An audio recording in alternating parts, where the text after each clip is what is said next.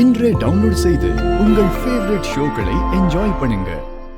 அப்போ நாங்க இந்த வீட்ல இவ்வளவு கட்டுப்பாடு போட்டிருந்தோம். அதெல்லாம் மீறி கார் ஷெட்டுக்கு போயிருக்கா, அந்த வேலைக்காரிய பார்த்துருக்கா. அதை கூட கவனிக்காம வீட்டில் இத்தனை பொம்பளை இருந்திருக்கீங்களே.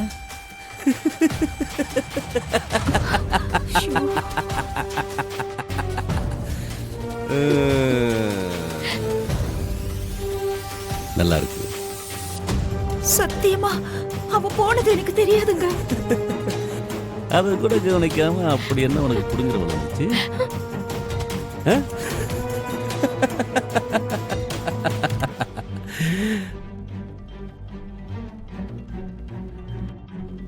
இவ அவகிட்ட போய் மன்னிப்பு கேட்டிருக்கா.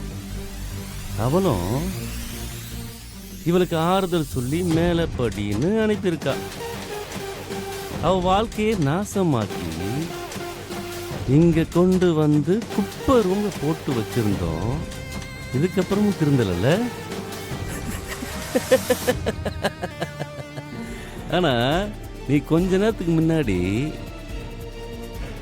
என்கிட்ட சொன்னப்பவே ஒரு டவுட் இருந்துச்சு.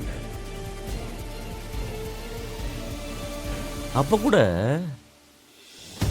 நீ அவளுக்கு வலிப்பு வர அளவுக்கு கோவப்பட மாட்டேன்னு மட்டும்தான் நினைச்சேன். ஆனா இப்போ உன் முகத்தை பார்த்தாதான் ரொம்ப சந்தேகமா இருக்கு. உண்மையை சொல்லிடு, என்ன நடந்துச்சு சொல்லு. சித்ரா அங்க போனது உண்மைதாங்க. ரொம்ப நேரமா அவளை காணோன்னு நானும் அவளை தேடி போனேன். சித்ரா அந்த பொண்ணு கூட நாங்க பார்த்ததும் இது தெரிஞ்சா நீங்க கோவப்படுவீங்கன்னு நான் சித்ராவை திட்டினேங்க.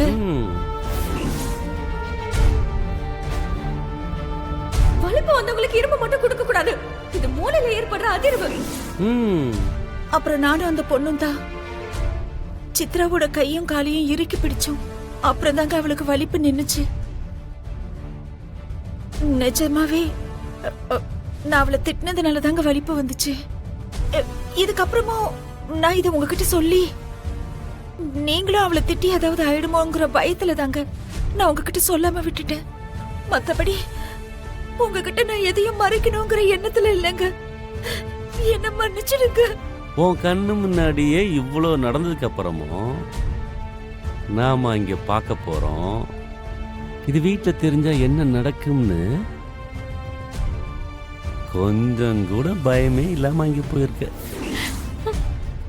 சித்ராக்கு வலிப்பு வந்தது என் பொண்டாட்டி திட்டினதுனால இல்லடா. அப்புறம் சித்ரா அந்த இன்ட்ரோவை பார்க்கறதுக்காக கார் ஷெட்டுக்கு போயிருக்கா. அங்கே போய் அவகிட்ட பேசுனது மட்டும் இல்லாம அவ இவளுக்கு மேற்கொண்டு படின்னு தைரியம் வேற சொல்லி அனுப்பியிருக்கா. என்ன சொல்ற? ஆமாடா, அங்க போனதுனாலதான் நம்ம சித்ராக்கு வலிப்பு வந்திருக்கு. இதுல ஒரு பெரிய விசேஷம் என்ன தெரியுமா? இத என் பொண்டாட்டி என்கிட்டயே மறைச்சிட்டாடா. ஆனா சித்ரா இவ தூக்கத்துல வளரி என்கிட்ட மாட்டிக்கிட்டா. இவ்வளவு நடந்தும் நம்ம கிட்ட ஒரு வார்த்தை சொல்ல பாத்தியா? நீயே சொல்லு, இவளுங்களை சும்மா விடலாமா?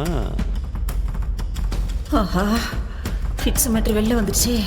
இதை இவங்க தோண்ட ஆரம்பிச்சாங்கன்னா இதுல நானும் எல்லாம் மாட்டிப்பேன்.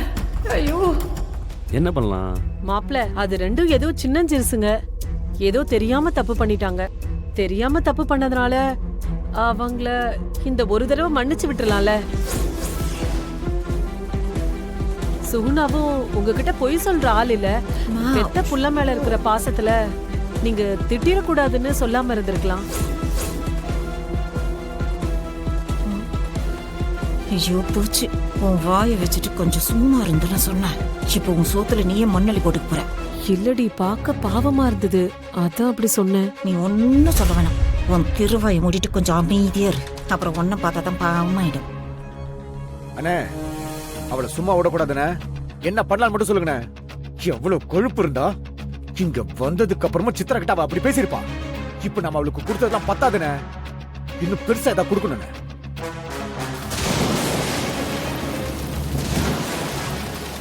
அவளுக்கு மட்டும் இல்லடா, இதோ நிக்கிறாளுங்க 2 பேரு, இவளுங்களுக்கும் சேர்த்து பாடம் எடுக்கணும். டேய்,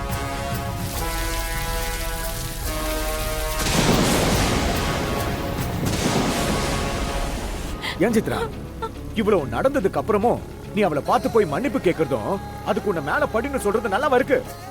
இது தேவையா உனக்கு? நீ இங்க எதுவும் பேச வேணாம். நீ பேச வேண்டிய இடம் இங்க கிடையாது. கார் ஷெட்ல ஒருத்தி இருக்கால்ல, அவகிட்ட தான் நீ பேசணும். இதுக்கு பரிகாரத்தை அவ தான் பண்ணணும். என்ன என்ன இப்ப எதுக்கு இங்க வந்து உட்கார? வெளிய மழை பெஞ்சிட்டு இருக்குல்ல, உள்ள ஃபுல்லா தண்ணி வந்துருச்சு. என்ன எங்க போக சொல்ற? நீ இதுல படுத்தற, நான் எப்படி தூங்குறது? இந்த பெட்ல ஒரு ஆள் படுக்கவே பத்த மாட்டேங்குது.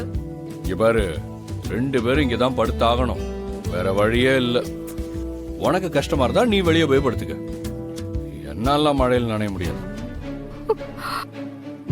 ஒரே பெட்ல தூங்குறதெல்லாம் சரிப்பட்டு வராது. நாம தான் ஏதாவது பண்ணணும்.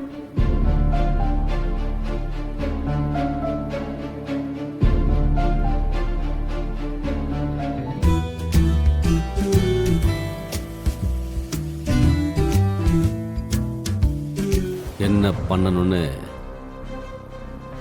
நான் சொல்றேன். 2 பேரும் போய் அவளை கூட்டுவாங்க.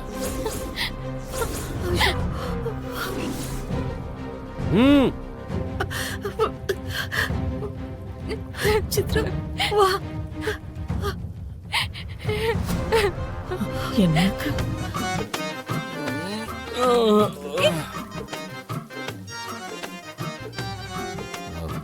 தெரியாம பட்டுருச்சு. என்ன பண்றது? இந்த இடத்துல கொஞ்சம் அட்ஜஸ்ட் பண்ணி தான் இருக்கணும். இன்னொரு தடவை கைப்பட்டுச்சு நடக்கிறதே வேற. சரி சரி.